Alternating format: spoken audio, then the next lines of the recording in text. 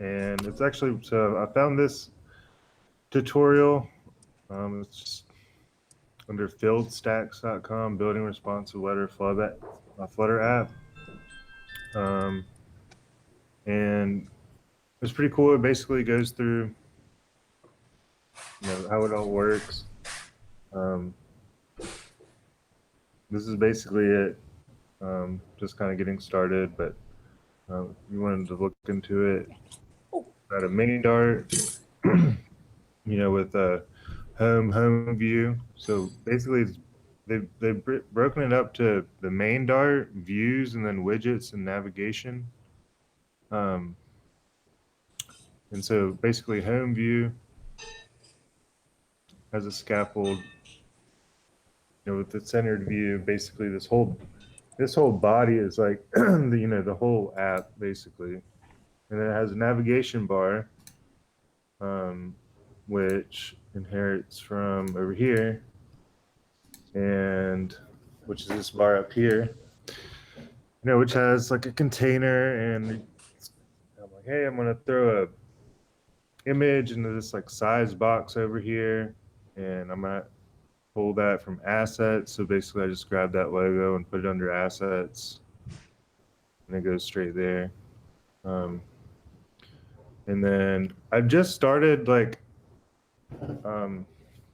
because obviously you want to be able to click these nav bar items that I have.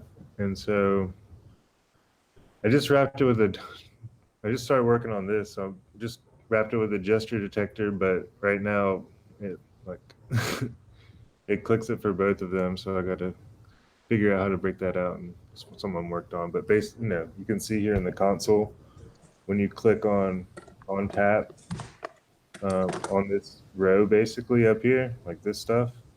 I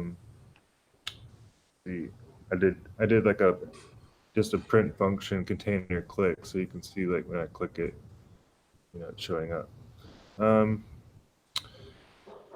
yeah, so anyways, so basically just have views, and then added this little call to action button and give it a little decoration. You can adjust the radius of it and stuff like that. So anyways, yeah, I think so far I've been super impressed with it. And in the second part of this tutorial, I guess step 2, it gives a tutorial on how to make it, I guess, responsive for mobile apps too, because like right now you can see you have some like issues there. And then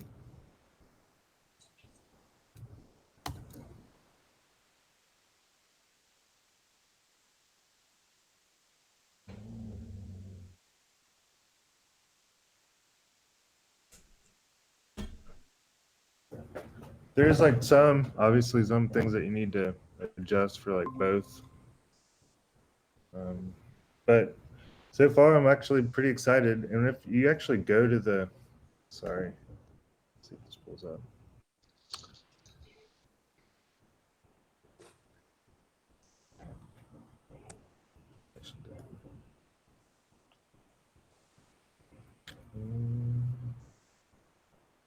Come on.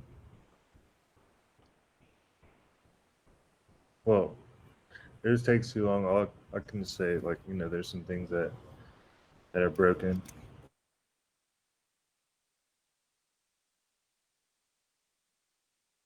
Web, all you have to do is run flutter run -d Chrome, and this actually kicks up really quick. Maybe. But there's one thing I wanted to show you before I hand it back.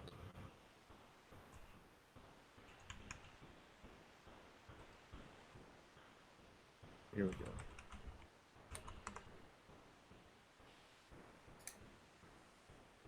So if you go to this web page, and if you like right click the web page, I was kind of like looking at this. But if you look at the web page, you see that it's all, HTML and scripts, and so basically what Flutter's, and Ryan can probably explain how the actual mechanics of it all work. But you know, it's rendering it in HTML, but you don't have to write any HTML or anything like that. You can just do it all in Dart. So to be continued. I guess I will hand it back. Does anybody have any questions or anything?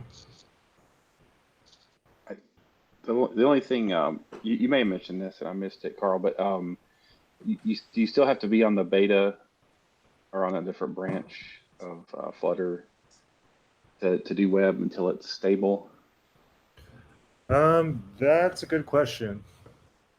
I think it is still in beta, but I think there are. Or it's one of the previews or something. Yeah. So if someone's looking to do this, you'll need to make sure to be on the right. There's instructions on flutter.dev. I think the right channel to be on. Yeah. So under like hosting, yeah. So there was at the end of the second tutorial, I scrolled all the way down, and it does say like you can, if you have a Firebase account, you can do Firebase init hosting, Flutter build web, Firebase deploy only hosting. So it seems like Firebase has already, you know, solved that for you, but I don't know what other options there are, you know. I don't know, Ryan, what do you think? What was the question? It was about deploying Flutter for web to like production, like actual as like a real website. Yeah, so there's tons of tutorials out with people deploying it from everywhere, from like GitHub pages to Firebase hosting. At the end of the day, it's compiling, just like any JavaScript app is. So you should be able to deploy it, wherever you want, just as like a static app. Yeah, static's the key. I think that's what I've seen with our project. It's just so you can put it on Netlify or whatever. We have ours on Firebase just because we're already using Firebase for other things. But yeah, I agree on that. Yeah, it's in the. It looks like it. I've posted in comments in the chat there. It's because it's in development. It's on the beta channel. So we have to use the Flutter command to change that channel, and then it should work fine from there. Cool. Well, let me know when you have the let me know when it goes live. I'd love to check it out. Oh yeah, for the website that you're working on. I mean, for Mark's. Yeah. Oh yeah, gotcha. Totally. Do you have a was that that class you were using for the responsive web or that online tutorial? Can you post a link to that later on? Yeah, let me send it to you. The filled stacks one. Yeah. Yeah, exactly. Yeah. At the start of the pandemic, Eric Murphy and I got together as part of a hackathon, and we actually followed the filled stacks architecture with a symptom tracker that we had put together as an open source thing. And it follows the same architecture that you're going to see, I think, through that filled stacks tutorial. They separate out the various screens into a separate file that has its view model, which extends change notifier. Is that the way that you were setting your stuff up, Carl, or do you remember? Yeah, I can pull it up again if you like. No worries.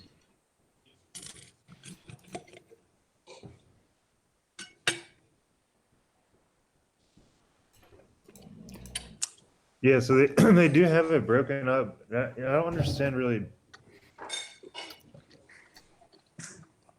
because we did. So basically, they broke it up into views. Yeah. And widgets. But they also have this like navigation bar, like that's to the right of it. I've never like seen that before. But then you have your call to action and then the actual files within those. Which was it like? I mean, I think it's a nice way to organize it.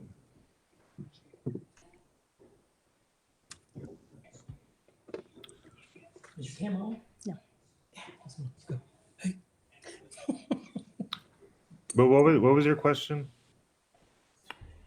So I think this may be just The navigation bar.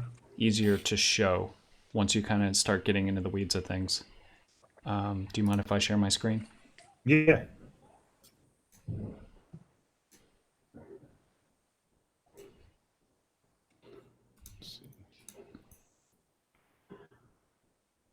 All right, you should see a screen of everyone.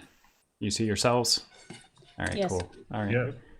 Yeah. So I'm gonna bring this part up, and this was a project that I am no longer a part of, but the work that we did in Flutter over that weekend and over the time that was spent doing this in Flutter was pretty cool.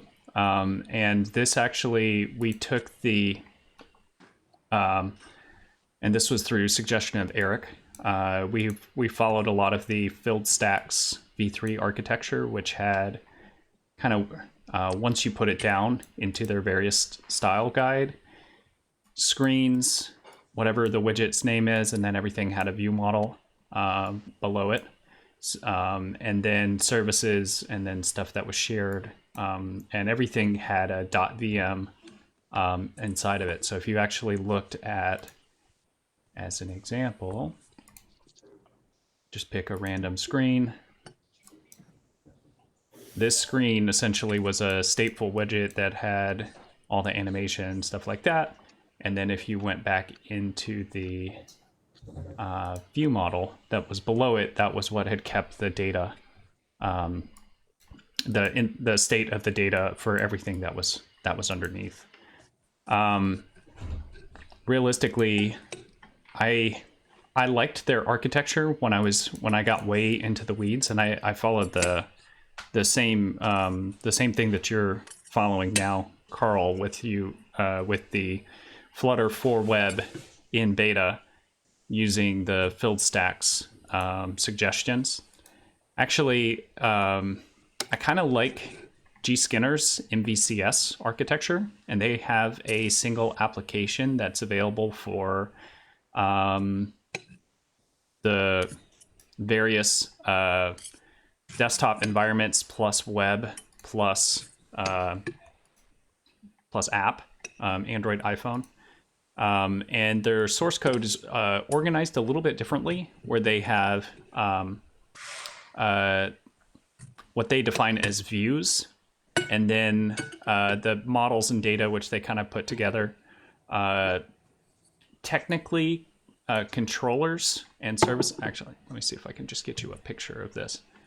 But their contacts application. So this is Flutter for web. And this is what they've created in their Flutter for web app. And to give you kind of the big picture, it is not just a Flutter for web app. It's also a Flutter for desktop app and a Flutter for Android and iPhone app. And I don't think I've seen one as clean as is available on this part. It's a great example. What's Yeah, that? it looks amazing. Yeah, it's really, really cool. And they have they've got a simple example of this too, where they have a Flutter MVC+S hello world, which shows you from their blog. Let me make this a little bit larger. You have the views, which will also have a view controller. You have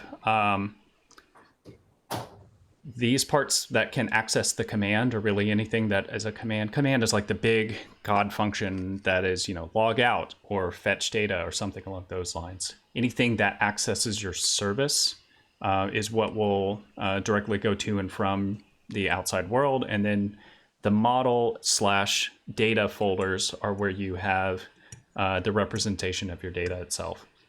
And they use Provider for this. And what I've done since taking this part in an open source environment Can you And drop those links in the chat? yeah, of course. That'd be Let me awesome. do this. Okay, so let me give you this one first.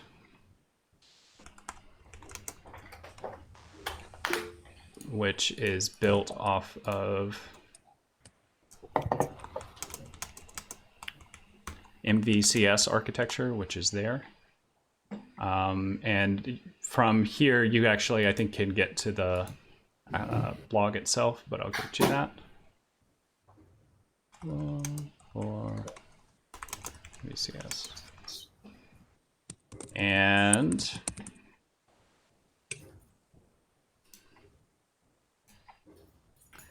we actually, I'll link this one as well, and I can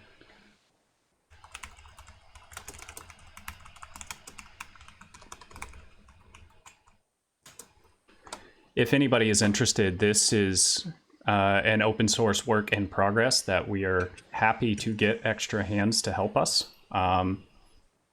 It follows that same architecture, or it's a slight variation on the MVC+S architecture that I had also linked in the chat. Let me see if I can get you a nice quick picture between them.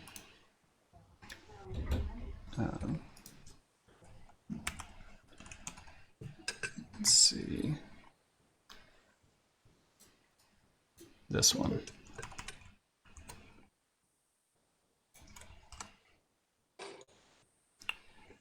So we still are using the idea of views, models, and controllers with commands inside of that, and the service that connects to the outside world. The command being typically the stuff that is accessed by the various views, and I'll give you an actual representation of this. And if there's a specific controller that is specific to the screen name that is only whenever that screen is opened, similar to the idea of the view model that Filled Stacks does with their architecture, then we use a controller that is specific to that. And to put that into a little bit different terms, and I can give more information about this as you all are interested, or certainly if people want to hop in or anything along those lines. For those who don't know me on the call, I am a practicing physician, emergency medicine doctor who also codes in whatever spare time I have left.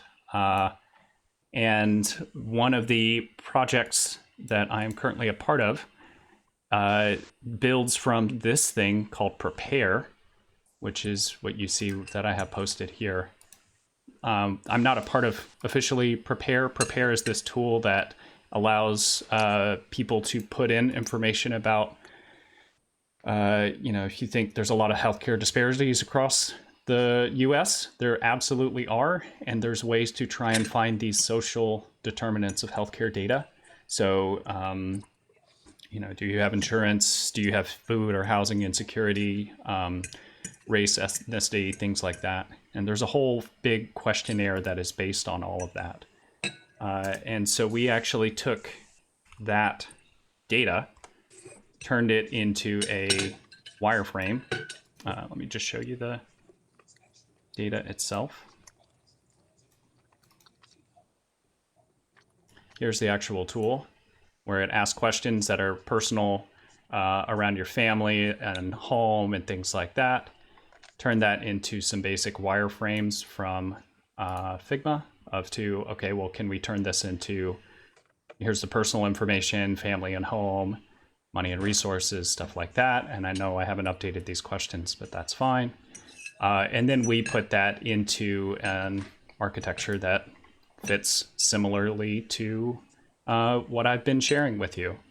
So you have that same idea of, as a good example, the survey itself, you have the view, and then you have a controller that keeps the data that is only specific to this one view. Technically, there's also binding so that you don't have to call this every single time. and the way the data is actually saved is inside the controller, and it's stored by the model in the data models folder.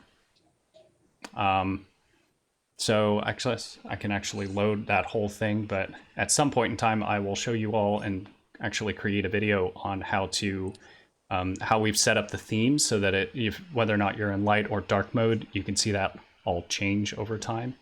But kind of where I was going with this was the way that Filled Stacks has their data model.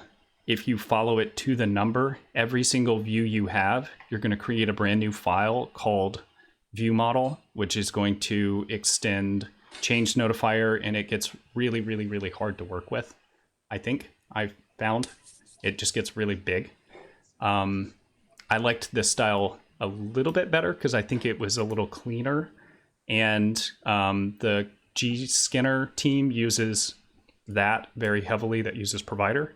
And the way that we have ours is one that uses Git, but it gets the same point across. And at least in terms of web, definitely look through this, because I think that can give you a lot of options for a very good, clean production level app that uses a nice architecture and also works for web. Does that make sense?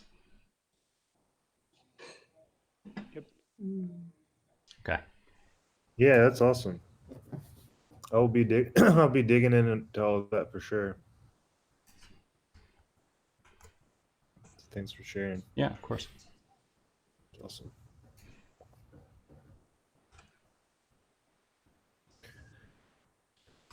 All right. It looks like Ryan's got his presentation up. Yeah, we should be able to switch over to my presentation now.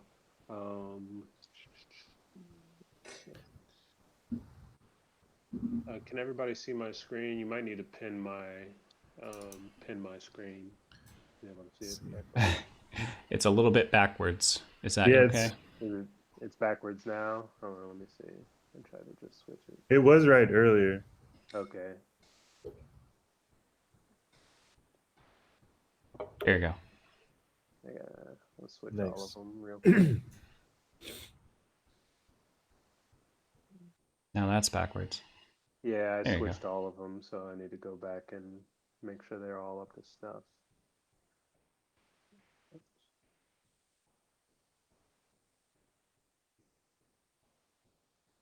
All right, they all should be fine now. All right, so taking a step back just to go over some quick community updates, and then we'll jump into my extremely amateur presentation. Right, so major update since we last met. The Flutter Vikings conference was announced. It's a free conference. I think it lasts 3 days. What are the dates? I forget what the date. I think it's like November 17th through the 19th. Free 3-day online conference. The CFP is still open if anybody's thinking about trying to present. I actually submitted for the CFP, so hopefully I'll get in. But cool. Let's see. At the end of the year, we're going to try and do a joint meetup that Mark will be speaking at between QC Flutter, Charlotte Devs, and maybe QC Bytes. I haven't reached out to them yet. And it's going to be it's kind of going to be an introductory topic that also blends together what Mark and his team have been doing at his company with, I think, Flutter for Web. Yep. Another major announcement was Flutter 1.22 was announced, I think like October 1st or something like that. So now you can target iOS 14 and Android 11. It also has support for things like app clips in iOS, which was a missing feature. They completely reworked the internationalization and the localization support. They basically deprecated their old buttons and added like some new sort of button and button themes. And then Google Maps and the WebView plugins are now officially ready for production. So they should have worked out all the bugs that they needed to. All right, so tonight's topic is kind of a segue of what we've already been talking about, which, we all basically read the same article, it seems like, the MVCS pattern. So what I thought would be a good idea would be for us to go through our current excuses application and refactor it to use commands, and then also see if we could refactor it to use get it instead of provided, just to see what the differences are there. All right, so what are commands? If you've never heard the command pattern, basically it's just a behavioral design pattern, which the easy way to understand that is it just enforces a consistent type of behavior. It includes everything needed to perform a deferred action. This is just a wordy way of saying that when you create your command, you don't have to run it immediately. So you can create your command with a bunch of parameters, and then later on you can run that command.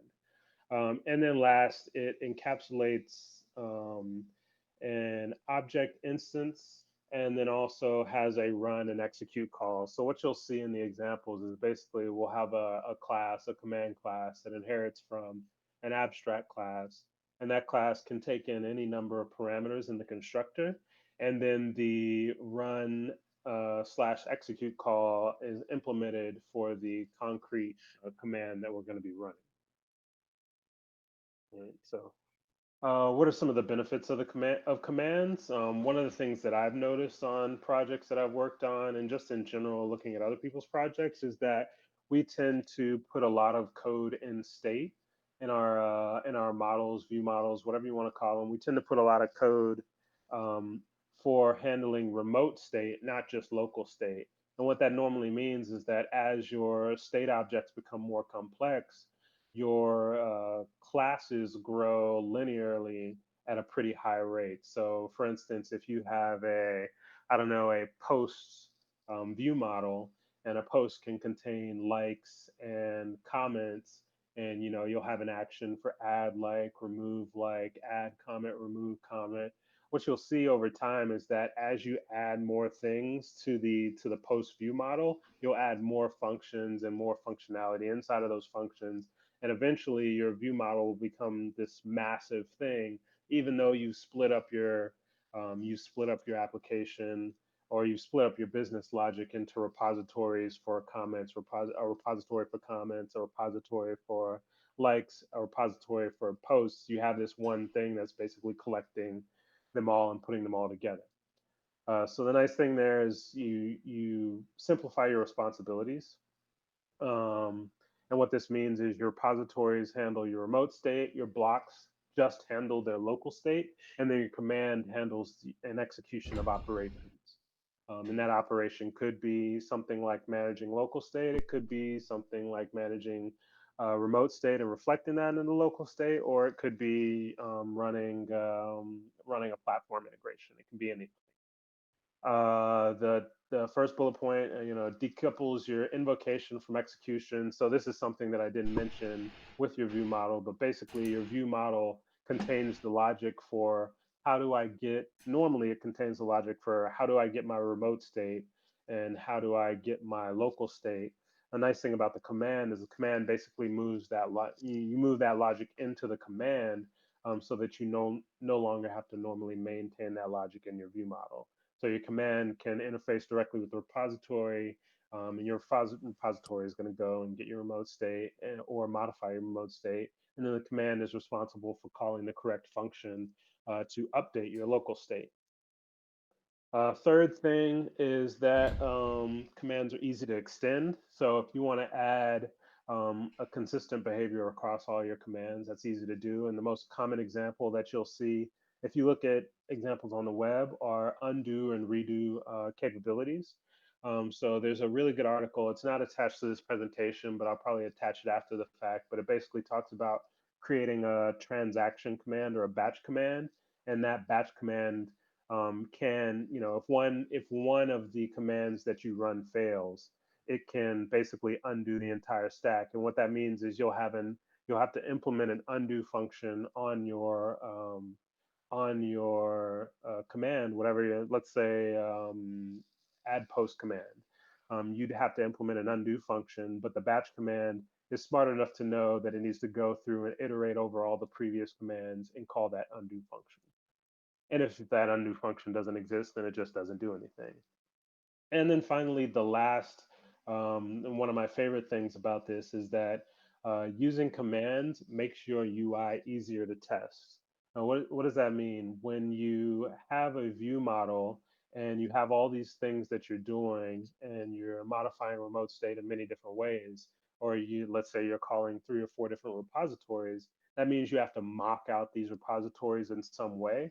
The fact that you move this functionality into the command means that you no longer care about mocking to a certain degree. All you care about is changing the state directly and then making sure that that state is reflected in your UI. So it becomes much simpler. It goes back to like the idea of just being able to use set state, and you modify your state and then you see what the outcome is. It's the same idea here, where it becomes almost as easy as if you were testing an app that was just using set state and didn't have any remote state that it needed to interface with. And at the same time, you can easily test those commands and do your mocking out there versus having to do it in your do it for your blocks or your view models, whatever you're calling it. Hey, Ryan, are you showing Yep. slides or is it just say Yeah. QC Flutter? Can you share and unshare and reshare your screen? Yeah, sure.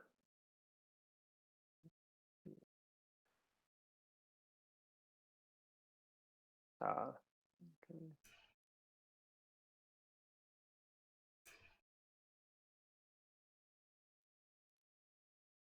Oops, wrong one.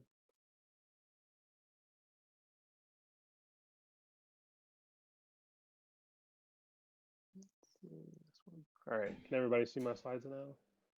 Yes. Yes. All right, cool.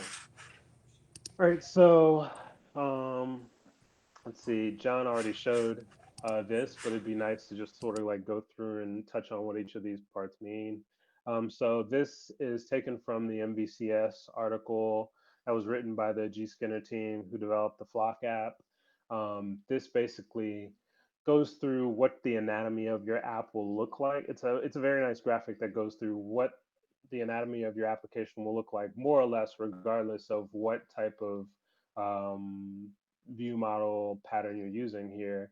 This really won't change. So you have your view layer, and you might have a view controller, but basically inside of your view layer, you can call a command or create a command, execute that command.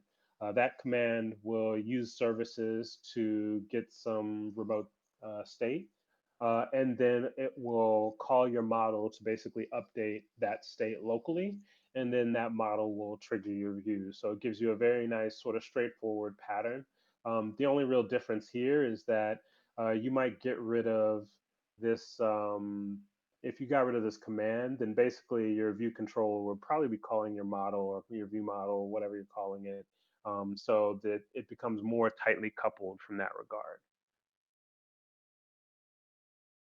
So this is basically the anatomy is sort of more broken down into Flutter terms, and this is based off of a previous design that I had where you just had view models that's just slightly tweaked. But basically, your widget is your invoker of your command. Your repository and your blocks are the receivers of the command.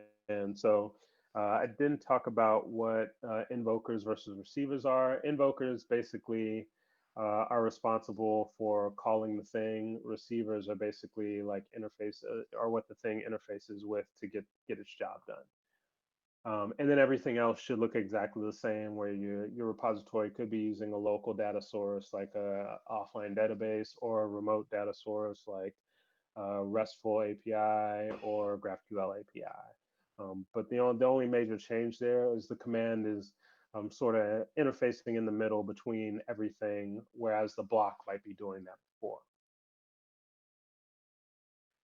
All right, so let's take a look at some code. Switch my screen. All right, everybody should be able to see my VS Code instance open. Yes. Yep, looks good. Yes. Wait. So, a quick second.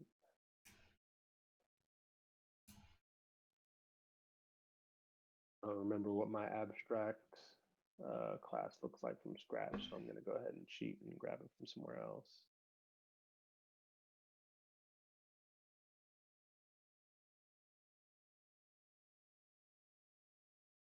Does anybody have any questions so far?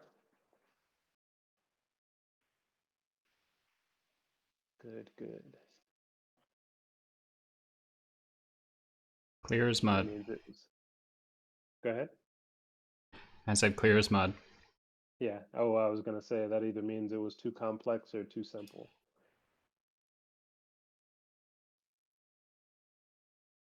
All right, so the first thing that we want to do, if you haven't seen the excuses application before, I think I have it running over here. Switch screen. So it's a very simple application.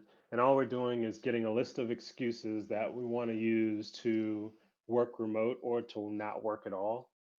You know, it's different now because we're all working remote. But back in the old days when we had to go into the office, this was a nice idea for coming up with excuses for not having to go into the office. And this application is just kind of your traditional Flutter pattern of having your UI, having some services, and I think the service just goes and fetches from the API. We have a repository, which just has, you know, that one get excuses call and converts that into a remote state. We have our models, and then we have our BLOC/Cubits, which that's just basically our view model or our model in this case. And then we will have commands eventually. That's what we're working on right now. And if we look at the UI, basically we have our one block provider. We create our qubit, and if we go into our home page, we just have our block builder that points to our qubit, and based off of the state that we retrieve from there, we'll render either, I think, a loading, either a circular progress indicator to say we're loading, an error if we got an error, or we'll render our excuses. The first thing that we want to do is we want to create a new file, and we're going to call it base command.start. And we're going to say this is abstract space.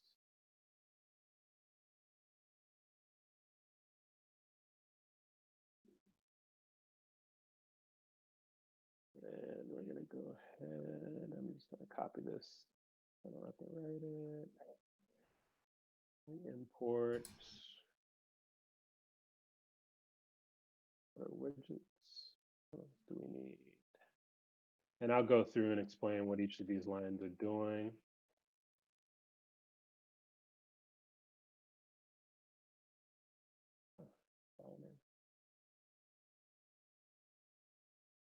All right, so what we've done so far is we've basically created an abstract class base command, and this is what all of our commands are going to inherit from or implement from.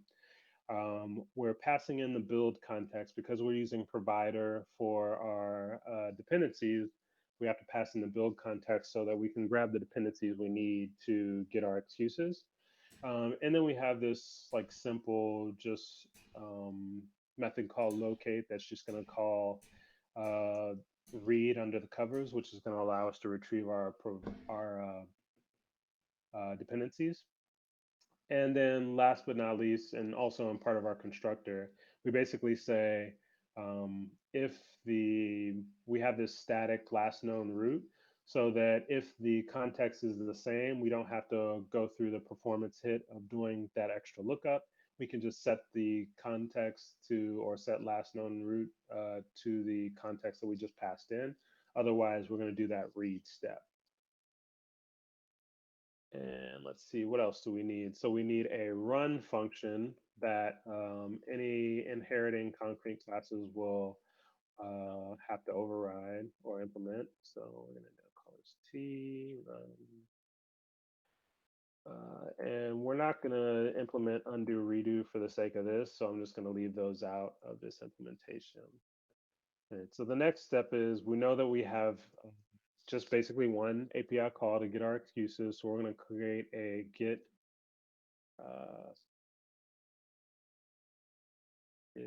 excuses command done.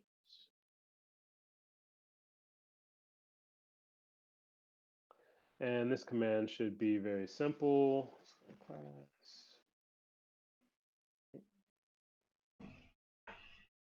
and space command. Oops. This. Oops. And let's import some stuff. Create an override. Put up models. And import our remote state. And then we're missing our constructor. And that should be all we need there. And now we just want to implement the run function. So we don't need this. Applied. We do need this.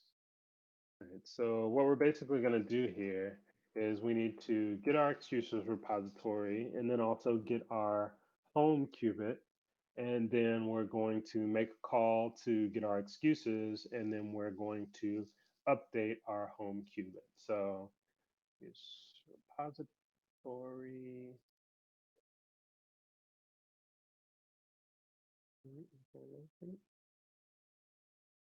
Home qubit. Home qubit. We'll call it qubit just for the sake of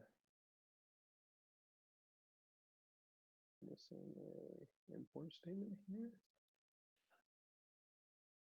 Of our excuses equals weight. Okay.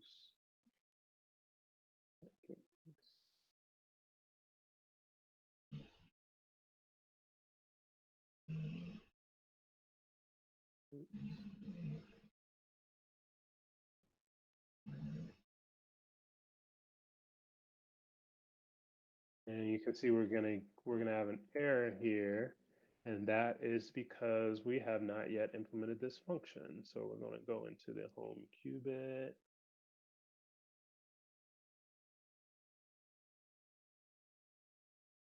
And we're going to add a function here. We're just going to call it, this one will be really simple. Update, note, state, list, excuses,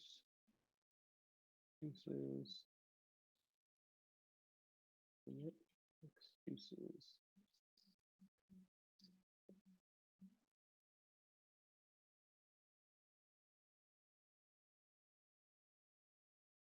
All right, there we go. So now that should be wired up. Now what do we need to do? We need to change our current main. Let's see.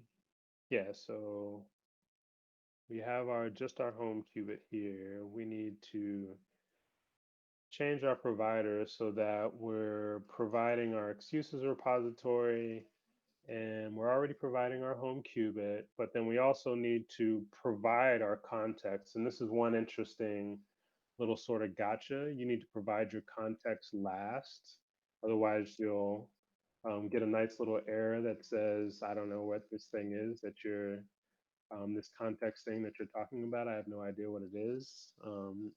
And I actually spent quite a big time debugging why that was happening to me the other day. So fun little experience. But basically, this context that we're creating here is what's going to be passed into our command eventually, or what our command is basically going to be reading. So it's an interesting thing where the build context is reading itself here. So we don't have that.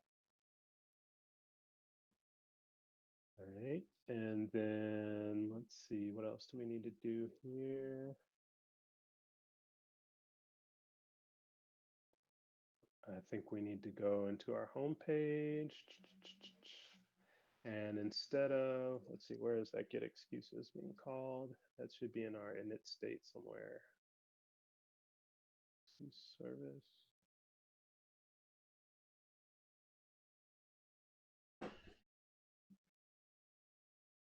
Might be just getting called here. Wait, no. One qubit.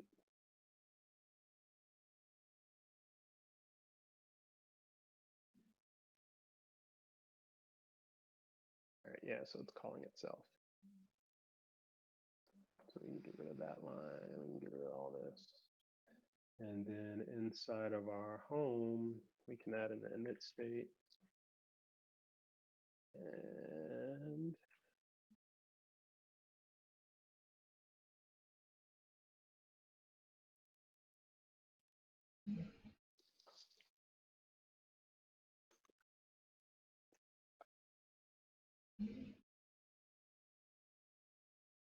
call our get excuses command. So if we've done this correctly, basically nothing changes.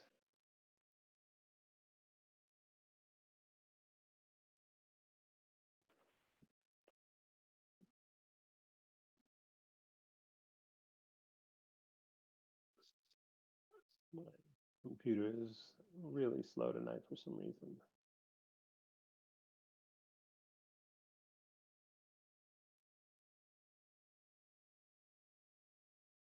All right, so we reload and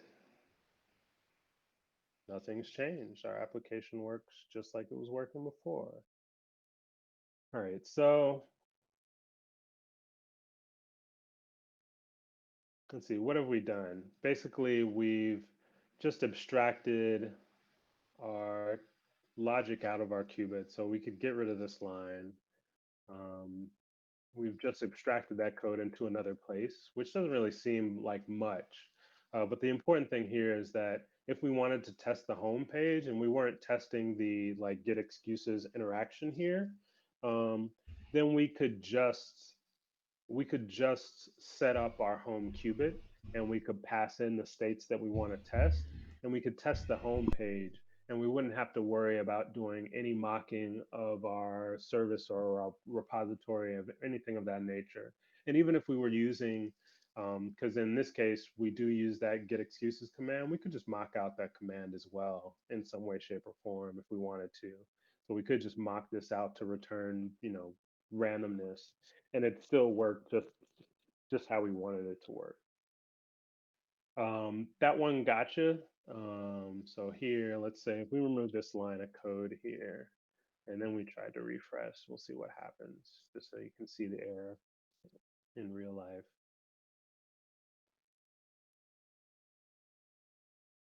And again, it's taking a little bit of time. All right, so yeah, now we see that error basically says that we haven't defined or we haven't provided build context anywhere. So this error is interesting for a lot of reasons. One, obviously it's not really obvious, but two, your build context has to be provided on whatever level the dependencies that you need to read are. So let's say we define these dependencies at a lower level. If we had, as good stewards, if we set up our providers on a page level rather than on a global level, this would not work. And it wouldn't be obvious why this is working. So basically on every single page where you're providing on a page level, you would have to add this command. So it's not something that, or you would have to add this operation, this provision. So it's not exactly obvious how this works or where you need to add it. And in repositories where, like, for example, for one client, all of my dependencies are set up on a page level, this would be a pretty tedious task to go to every single page after the fact and add this pattern. And again, it's not obvious, and it's something that you'll only see the error at runtime. So it's not something that you can easily find. We'll add this back. So this brings me to potentially refactoring your application to use Git rather than using provider. So I'm a big fan of provider. Recently, Git The biggest difference for me early on with Get It versus Provider was um, for a lot of our clients, we end up managing switching between environments dynamically, and there was no way for you to do that in Get It. Basically, Get It creates a global store of all your dependencies during your initial run. And at the time, there was no way to say, I want to override all those dependencies with new dependencies. With the most recent version, they've added that ability. So that gets rid of the necessity in those cases of us using provider or something like provider. So the problem that we see here is because um, providers' dependencies can be defined at multiple levels, and the lowest level is the one that wins. So if you define something at a higher level and try to read something at a lower level, you're always going to get an error. But if you define something or you provide something at a lower level, then you won't get that same error. You'll easily be able to see get all your dependencies. That's not something that's obvious. Versus with Get It, you do that initial registration, and all your dependencies are defined globally. And you could do the same thing here. You could define all your dependencies globally for using provider, but at that point, then what's the point of using provider?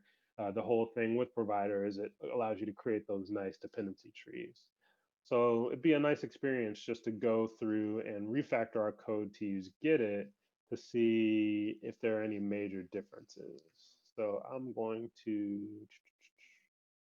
add Get It as a dependency. Let's see, want to get it in the mixin.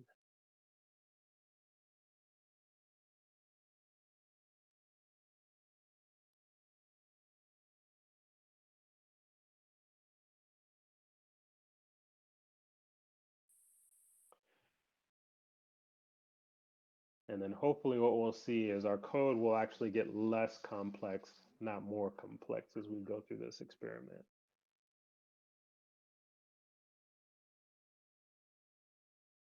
Right, so the first thing we're going to do is we're going to change our base command to use Get It. So we're going to import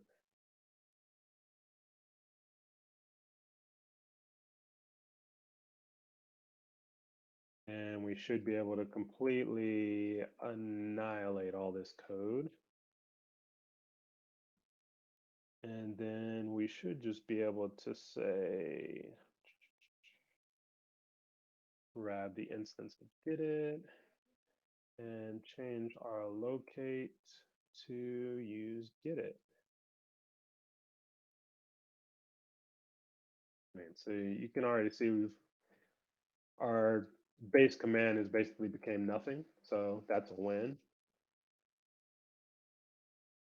And then if we go into our git command, again, we should be able to basically obliterate, just delete a bunch of code that we no longer need. Everything looks the same. So you see the only real difference is we've gotten rid of our constructor and passing our context to our constructor. And then let's see, we'll go into main so we can wire up our dependencies. We're going to change run app.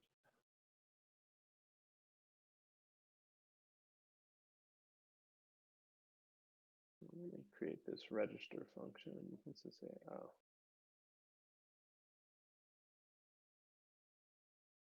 And we're going to create this register function at the bottom here.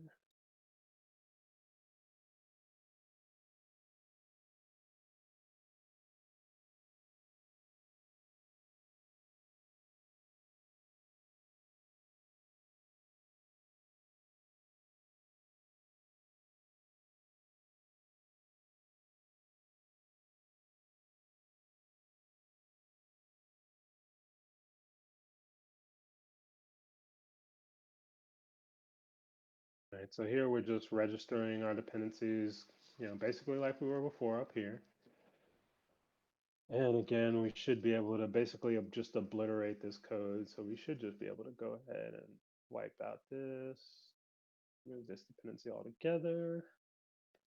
And then what else do we need? We need to change our home widget now, last but not least. So we're going to go into home long I need context here.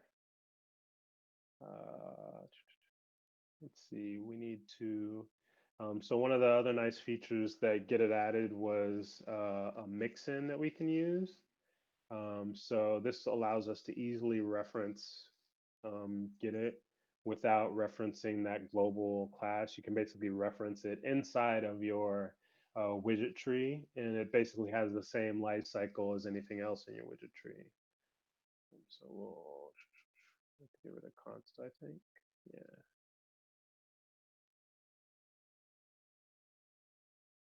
And then what else? We can get rid of this. Got rid of command. And we can also get rid of this. So what we really need is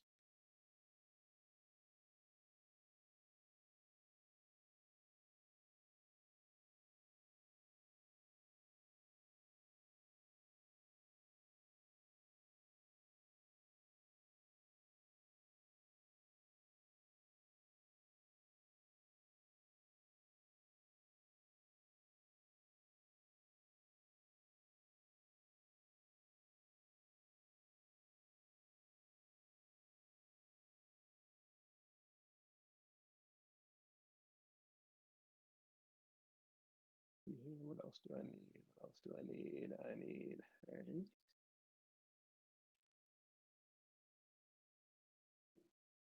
And again, I'll walk through each of these lines of code at the end here. And then the final thing that I need here, I can get rid of that block builder. I just need you.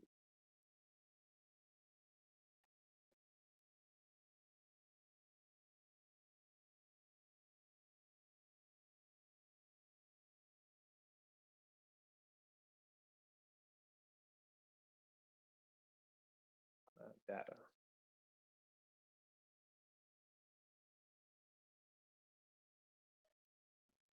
All right, that all looks good.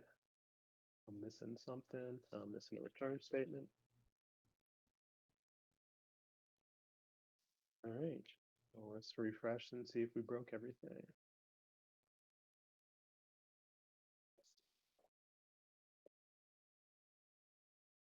And in case you're wondering, there are branches on the excuses example for both just the command pattern by itself and then the command pattern using get it as well. While this is running, we can basically go through what each of these things, what I've done here. So we've gotten rid of, and we got rid of needing to pass in context. So now we can just initialize our excuses command directly. That mix-in that we have added allows us to basically grab the thing that we care about subscribing to directly. So in this case, I know that Qubit gives you streams or BLOC gives you streams. So basically, I'm just saying I don't even need the BLOC provider, provider that I was using before. I can basically just say I want to watch this stream, and the stream that I'm giving it is Qubit. And then I'm initializing with a loading state. So you get rid of the sort of the pyramid that you would have, the widget pyramid that you would have, or the widget tree that you would have normally if you were using your block provider or provider here. You're just referencing the thing directly. I'm just saying if it doesn't have any data, give me a container. And then everything should look not too different from there from what was happening inside of that provider. So basically, at this point, this is no different from that excuses state that we had before. And we're just saying maybe when, and then we're rendering, we're rendering basically exactly the same as what I had before. An interesting thing here is we can do interesting things with this stream. So we could say, okay, what if I want to do a listener like the block listener that you have if you're using the Flutter block library? How do I get that same logic? Well, that's real easy. We can just add a stream handler that's just going to listen and do some things. And this could be anything that we could say, okay, if we have no no excuses. We want to show a snack bar that says, there are no excuses or whatever, no excuses available. In this case, we're just printing the is success. And again, we're setting the initial value. The reason why we have to set the initial value here is if you don't, then the object is shown as like dynamic. So if I were to get rid of this line of code, let's see, thought I could get rid of this line of code. No, let's just add path to null.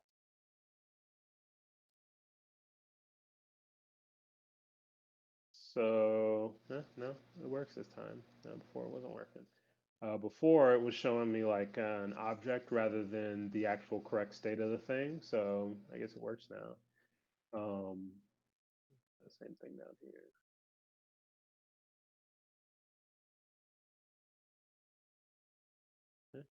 Must be fine. All right, never mind. Maybe they made an update or something. But here you can see basically that print command that we added here is showing up right here. So we can add listeners directly in our build method without having to use a specialized widget of any type. And the nice thing here is it creates, you can see our code reads linearly now rather than in a tree structure. So it simplifies the readability of your code, which is always nice. Which I thought was a really elegant. I thought the way that they did that with the new Get It updates was pretty elegant. But there you have it. That's basically all the changes. You can see application works exactly the same. There's not really many differences. The only thing is that we've now sort of reduced the lines of code for application. So you can see like our base command shrunk to, well, this is a bad example. But if I was looking at the actual source, like the change, our base command basically shrunk by about 20 lines of code. Our get excuses command shrunk just a little bit, like 2 extra lines of code for the others. And then you can see like our actual home page, even though the lines of code are about the same, maybe a little bit more, you can see that it reads a lot cleaner and a lot better because we don't have that block builder that we're using there to get our excuse state. Any questions?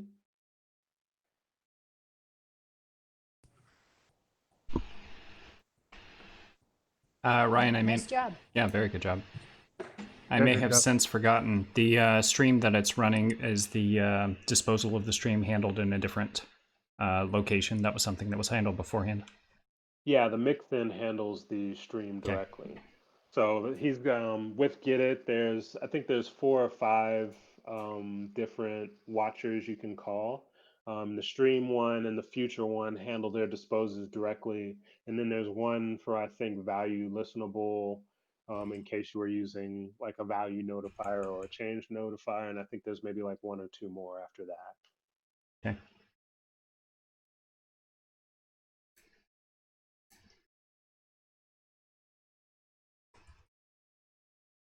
Any other questions? No, this was thrown a lot. The combination of commands and then using a different dependency injection.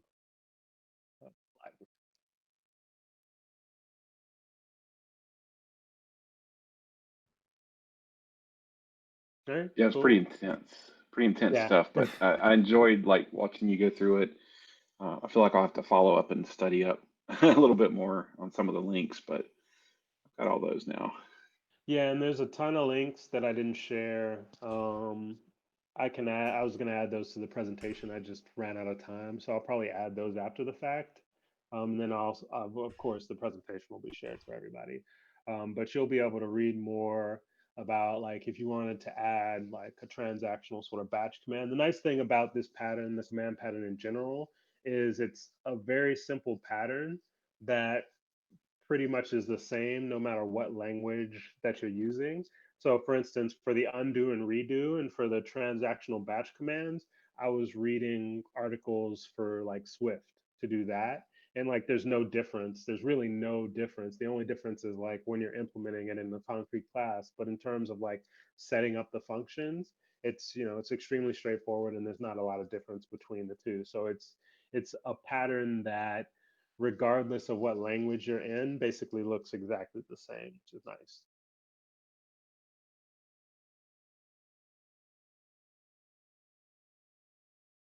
Cool. Well, again, presentation, the slides will be available or made available after this call.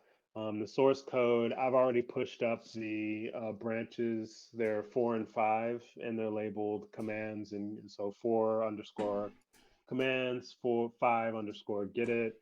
And they have commands has just commands with the provider, which is basically what I demoed in the first half of the code samples, or in the first half of the live coding. And then get it plus commands is in the get it branch. And that's the second portion where we refactored out provider and use get it instead. And that's everything I got. We want to call the meeting. Yeah, thanks, Ryan. That was awesome. It was definitely definitely highly packed with information and content. So I'm not gonna say that I followed you 100%, but I definitely it was definitely really cool what you did, refactoring all that. So yeah, thanks for sharing, and I'm gonna have to look into the architecture, the links John sent, your link, and good stuff. I don't know. I don't think we have anything scheduled for next month besides just the meeting. I know Mark's doing a presentation in December. Yeah, we might have a guest speaker for next month. I'm still working that out, so potentially. If not, I'll probably put together another topic. It'd probably be good for us to actually write some unit tests, so that might be a good exercise, is to go do a live coding session on like unit tests or something like that. That sounds good. Sweet. Sounds good. All right. Well, thanks again, Ryan, and thanks everybody who hopped on, and we will see everybody next month. All right. Sounds good. Yeah, Thank you. thanks again, Ryan. Thanks, everybody. Definitely. Take care.